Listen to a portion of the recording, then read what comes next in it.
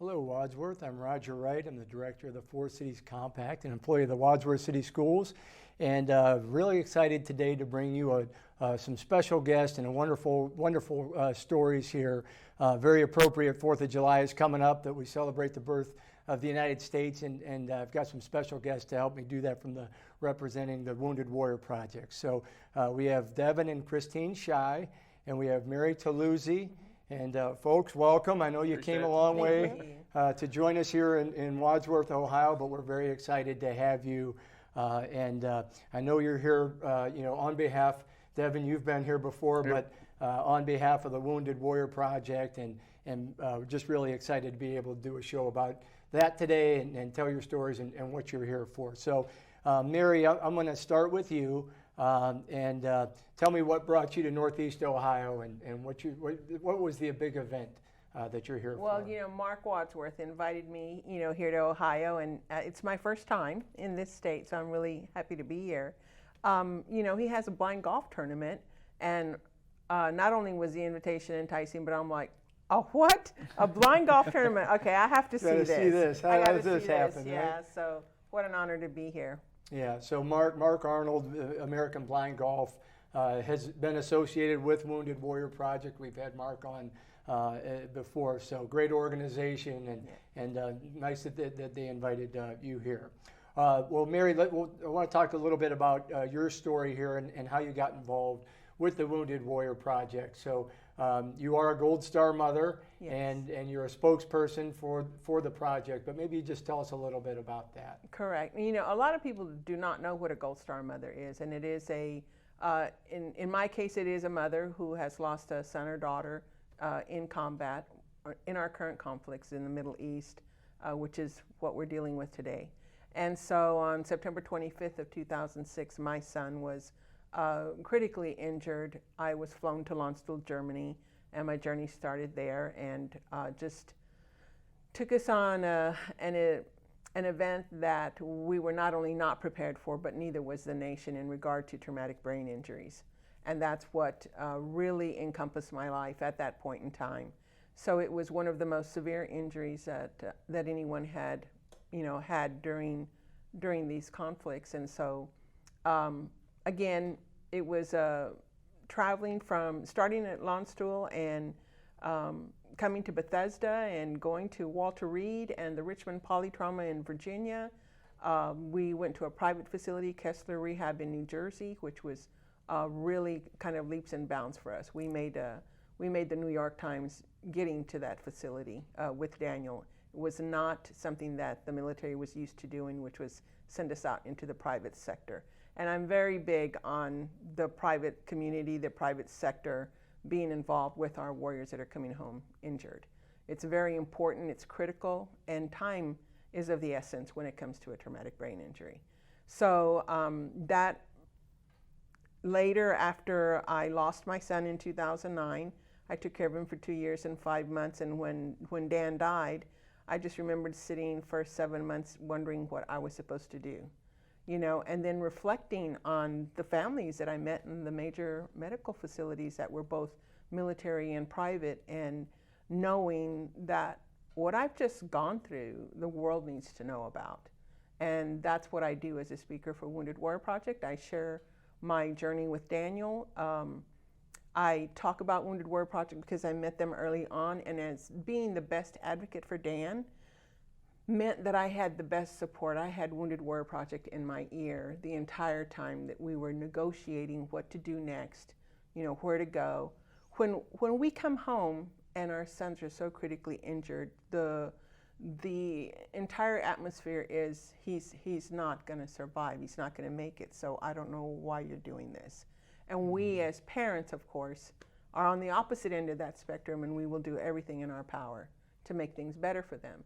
And so having met Wounded Warrior Project at Daniel's bedside, and them not only speaking to him directly, but telling him, we're also here for your mother. She is not alone, meant the world to me. And having them in my ear as my advocate while I'm trying to be the best advocate for Dan was critical. And we wouldn't have made it without them. I mean, they literally supported everything that we fought for. And at the same time, they saved my life, because as a speaker for Wounded Warrior Project, I get to talk about this over and over, and that is a healing process in itself.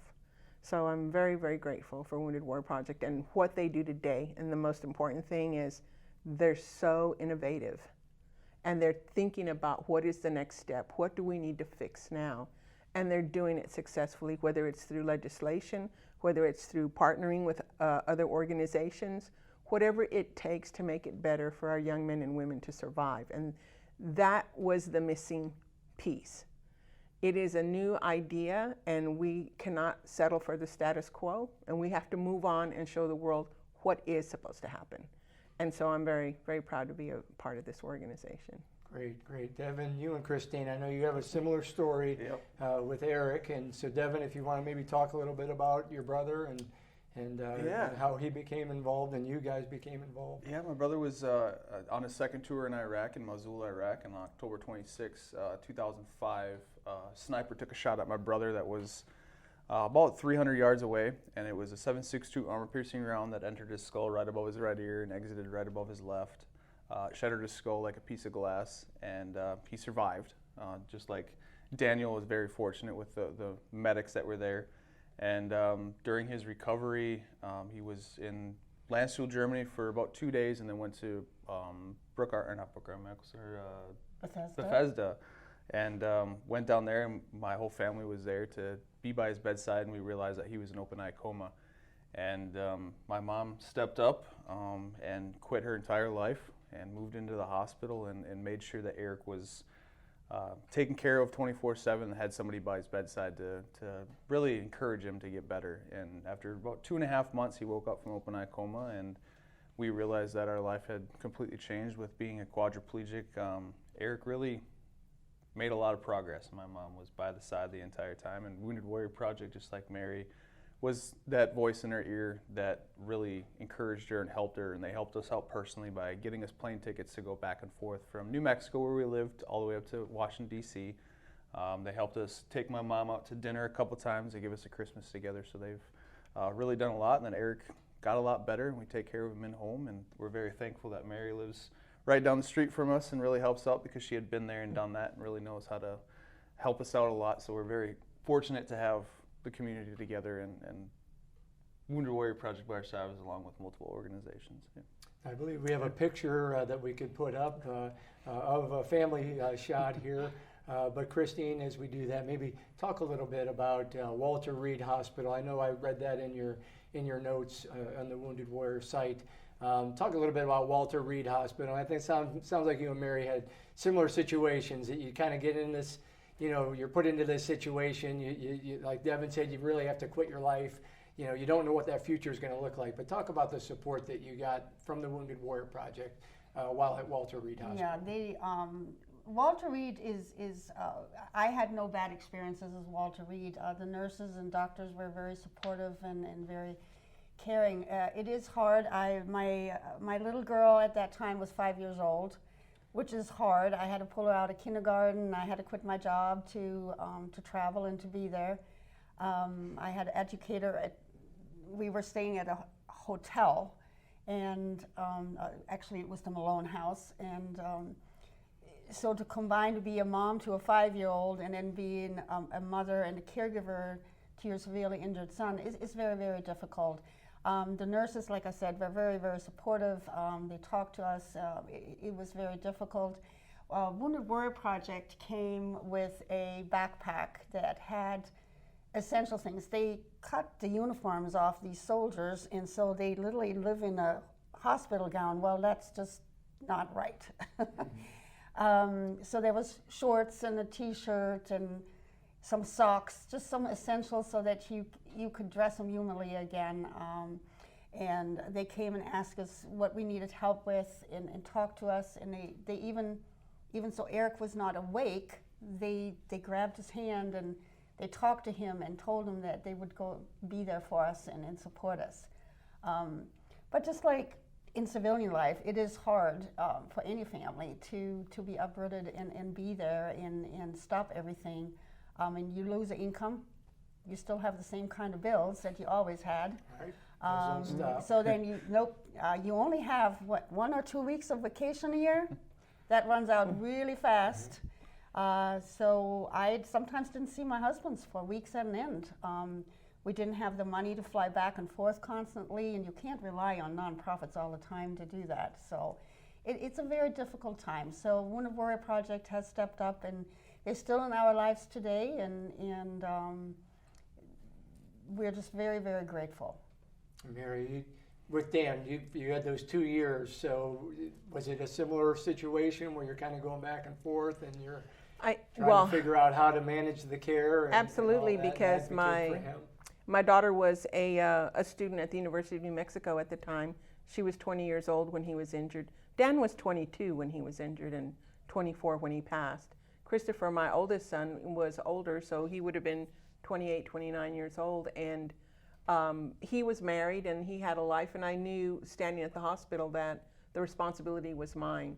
Jennifer had to go back to the university. Christopher had to go back to his family, and they recognized that too. So I was lucky in the sense that my children were young adults. You know, it's very lonely to be in hospitals by yourself, you know, and not have the support of your family because they're on the other side of the map. You know, it's not that easy. Now, the one thing that there was a nonprofit there that, because of Daniel's situation, they even flew in his friends and hoped that that the familiarity of their voices would help to trigger anything with him, and not just his family, but his friends as well. There's only 1 year difference between Christine and I being at Walter Reed, and it is not the same story. It was truly so streamlined by the time I got there. And I think that's because situations like hers paved the road. We did not. Yes. Yeah, we did not fly in friends. Right. Nobody from the family was flown in except us, and we even had to fight for that. They told us the Army paid for the initial flight to DC, but they said they only paid for 3 tickets. Well, my husband, myself, Deven, that was it, and I had a 5-year-old, and I'm like, so how am I going to get my 5-year-old? And I said, we don't care. Yeah, literally. not our problem. Yeah, not our problem. So when you live from paycheck to paycheck and you suddenly have to buy a plane ticket, another extra plane ticket from one day to another, it's very expensive. So thank God for credit cards. Now, I met Wounded Warrior Project when they were only 3 years old. So imagine that. They were only 3, they were just up and running. And one of the other things that they did was they knew that Jennifer was at the University of New Mexico. I had to pay somehow for her apartment. I had to make sure but she worked while she went to college. And so, they literally came in with $5,000 in American Express cards and said, this is because while you stand vigil, your life continues behind you. Right. That was a huge surprise, and I was literally could not believe that these people who did not know me, were doing this for me. But today I see that as we give back over and over and over again, the people who have received help from Wounded Warrior Project are their greatest support system. I mean, the warriors who have served along with our injured veterans are the people that are behind everything. And to know that as a mom is just the most beautiful thing that you could ever recognize in this entire system. Yes, the private sector matters because they are serving everyone. And I tell everybody, this isn't just Christine's son, this is everybody's son. So remember that when you see his face, and remember the gift he gave you. It's called freedom. Right. Well, Deven, I know you know a thing or two about fighting for freedom as well as you're an honored veteran as well. But talk a little bit about Eric being a role model and an inspiration for you, because I know he was, and then how you helped and supported once he sustained his injuries. Yeah, after he sustained his injuries and he was shot in 2005, I personally had a real hard time with him. My brother was my best friend, taught me everything that I knew. He taught me how to drive. I got a lot of speeding tickets to prove it. He taught me how to shave. As you can see, he's not the best teacher in the world. But to see my brother in that situation was one of the hardest things I've ever had to go through, even though I've been to war or whatever. But it's seeing your brother, someone you've looked up to for so long. So I was pretty absent in the beginning because I had a hard time with it. And But my mom and dad really kind of rallied around us and realized that everybody was suffering, but knew that we could rally together as a family and fix this as best as possible. So he's always been an inspiration. When he woke up from open eye coma, you know, it was an amazing thing, because a story that I don't share very often is, you know, my mom told me that Eric woke up from open eye coma and he was smiling, he was crying. And when I first saw him after he woke up, I didn't get that same reaction. And I didn't realize that he was being strong for me, because he was still being my older brother, trying to be good for me. And that was an inspiration to itself, because he was putting his injuries aside, even though he was the worst of the worst at the time. And now he's just trying to be there for me as a brother. And seeing that really inspired me. And then seeing his progress of everybody told him that he couldn't do these certain things, that he'd never eat solid food, and he'd never talk, he'd never move again. And with my mom's help, he got there. And the fact that he pushed himself to do all these things when, you know, a bullet went through his head, you know, was an amazing feat in itself. And started talking more, so he always inspired me. And then, you know, it was for me, my time to shine a little bit and join the military, and wanted to honor him and what he sacrificed, and really finish what the Schei name had started in the military. Not to get revenge, but just to finish what we all started. And he inspires me every day. You know, he's been hunting. We've done 500 miles on a specially made bike for us that Wounded Warrior Project made for us. We've met 3 U.S. sitting presidents, and been able to go to Capitol Hill and really push ourselves to do advocate for traumatic brain injury and post-traumatic stress, and for him to stand up in front of Congress and be there for all of his brothers and sisters when, you know, they've done so much for him. He continues to inspire everybody. Yeah, maybe Mary, let's go to you. Some of the neat things, and you guys have been on CNN. I saw a clip of Eric and Christine on CNN, which was just Mother awesome. of the Year. Interview. Man, if you got to be Mother of the Year, you got my vote, Christine. I think I represent a lot of moms out there. You do, but what you've done is fabulous. But you were featured on CNN with an interview with Eric, which was fascinating and awesome. And I believe that you could probably see that on the Wounded Warrior site. But Mary, maybe talk a little bit about some of the things you've been able to do with the Wounded Warrior Project. You're a spokesperson now. You said it's kind of healing for you to go and speak about Dan. What are some of the things that you've done? Well, I want to point out one other thing about Christine before I go there, and that is that when it comes to legislation, not only for the warrior, she's there for the caregiver, because she's living this today. And I recognize that, and I recognize, like, 2 years and 5 months compared to how many? 14. I mean, that's a big stretch. This woman has gone through a lot. And that is why at Wounded Warrior Project, I just feel every day that if I can help someone understand what it is that we're going through and what it is that it takes, you know, to support not just the warrior but the family, then that's where I'm going with this. You know, when it comes to legislation, I get to watch Christine and Cindy Parsons, another fellow speaker, you know, go before Congress and plead their cases. Today we're watching Ryan Cools, you know, go up front and saying, hey, you may have given me help with adaptive housing 10 years ago, but my life has changed. I'm a young man with a family. I'm a young man who may want to move into another home, and now there's no support for the needs that I have. So do I not get to make that choice in my life for my family? It's so innovative that I have to tell you, every time I hear the next name coming out of the doorway, I'm like, I don't believe this. You know, it's because that's how fascinating it is. And without the communities involved, without the support, you know, of America itself, it would not happen. And I have to tell you, and I have to repeat it again, that private sector needs to stay alive and well, and they are probably the best at gifting for Wounded Warrior Project that we've ever seen. So I thank that audience immensely. And my life has changed, you know, and I continue to heal, but I'm getting older, you know, but they call me Mama T, which is probably the best compliment ever, you know, so I'll take it. Absolutely. Well, in just listening to the story, it's kind of neat that it sounded like things have gotten, you know, we're through the advocacy and through people, you know, raising awareness like you guys have been doing. You know, the care is getting better and better and continues to get better and better. So if we have viewers watching, how can they help with Wounded Warrior Project? How do they get involved? What can they do? How can they help and support? Yeah, go ahead.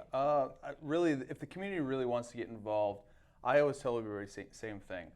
It's not always about the money. It never has been. It never will be. It's about the support of the veterans, knowing that we have each other's backs and us as a community taking care of each other. So if you see that veteran, and it's not even the veteran, it's just a human being that needs help, help them. We're all together in this. We all live in America. We all pay our taxes. We all do the same thing. So we all need to take care of each other. We all benefit from the freedom. That's right. We Correct. do. And if you really want to get involved, I tell everybody the same thing. Go ahead and do your own event.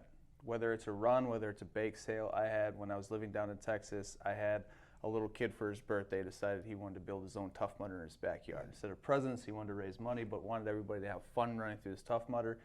That was cool for a little kid to give up his presents to raise some money for veterans because his brother was in and he saw the support that Wounded Warrior Project gave. I've done bake sales, so if you got a bake sale that you want to do, you need a judge. I'm really good at eating cupcakes. You'll volunteer. I'll volunteer for it, but we tell anybody, if you think of it, go ahead and find a way to make the event happen, and we'll be there to support you anyway, because we like to stick to our grassroots. We know it's not corporate America that's paying the bills. It's the general public that's paying the bills. So.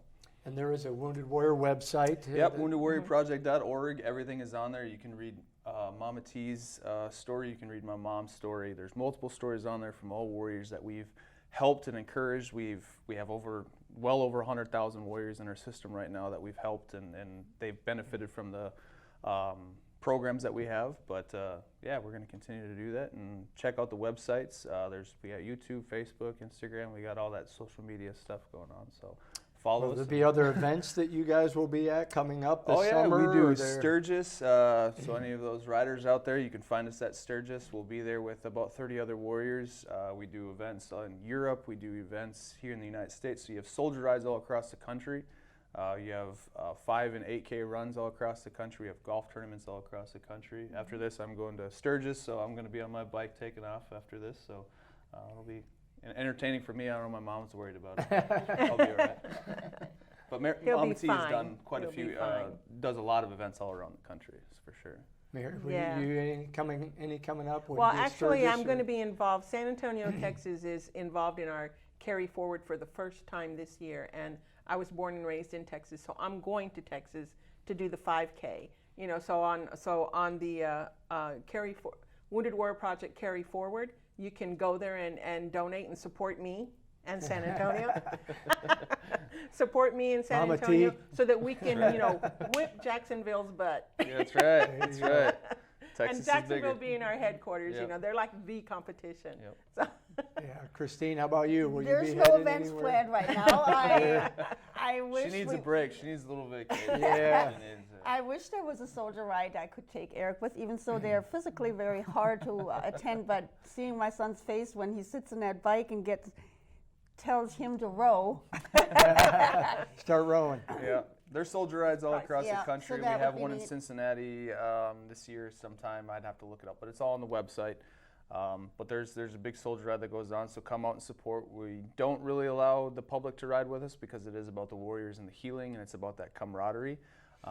We always enjoy the community, but they ride in New York. We invite the community involved. But it's really about the warriors from all across the country, from all different branches, getting together and doing something bigger than themselves. So it's a really cool event to see because you'll see double amputees, you'll see men and women who are dealing with post-traumatic stress and traumatic brain injuries, getting on a bike that they haven't got on since they were 14, and taking off and doing about 50 miles with their brothers and sisters, and it's about 2-day rides. It's really neat to see and really cool to see them pushing each other and really encouraging each other to do better. Now, I don't have an event, but I use the money that you guys donate and take my son to art therapy and music therapy Very neat. once a week, and he just loves it. And actually, he He's a better made a drawer painting. now than he was before. Well, no. He did a painting. I know this is hard to understand when you see my son, but we pushed the brush. It's about creating things. Yes, he can't draw, but he can create. He can make decisions. We go shopping at the stores and buy the paint and supplies, and then we push the brush in between and we support his arm. He picks the colors and every paint. He actually made a painting for the American Blind Golf and donated it, and they auctioned it off, and he just loved doing that. So so we pay back with whatever we participate in, and he loves his music therapy, so it's kind of hilarious to watch, to be honest. Very neat. But I bet he has a big smile. I saw that big Oh, smile yeah. on CNN, so that's wonderful.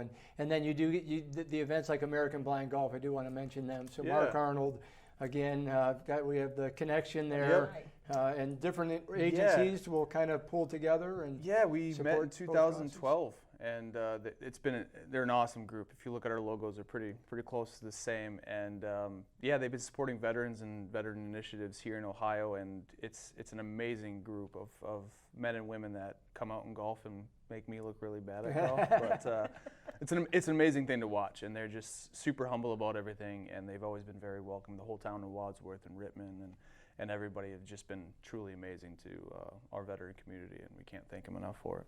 All right. Well, we've got to wrap up. I do want to say the Wadsworth Grizzly football team is planning their Support the Troops, the Salute to the Troops game again versus their rival, one of their rivals, Worcester, who they played twice last year, once in the playoffs.